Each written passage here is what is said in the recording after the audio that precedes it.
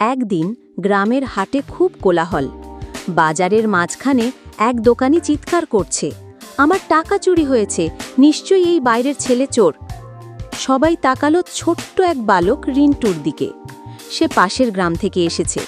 নতুন মুখ হওয়ায় সবাই সন্দেহ করে। রিন্টু ভয়ে কাঁদতে কাঁদতে বলল, আমি কিছু নিইনি কাকু। ঠিক তখন পাশেই দাঁড়িয়ে থাকা এক বৃদ্ধ চুপ করে বললেন, একটু অপেক্ষা করো, আমার ছাতা ওপরে রাখা ছিল, ওখানে একটি কাক বসেছিল, দেখো ওখানে কিছু একটা পড়ে আছে। সবাই গিয়ে দেখল দোকানের টাকার থলে ছাতার ওপরেই পড়েছিল, হয়তো বাতাসে উড়ে গিয়ে ওখানে আটকে গিয়েছিল। দোকানি লজ্জায় মাথা নিচু করে রিন্টুর কাছে ক্ষমা চাইল। বৃদ্ধ বললেন, সত্য না জেনে কাউকে চোর বলো না, তাতে শুধু ভুল হয় না, অন্যায়ও হয়।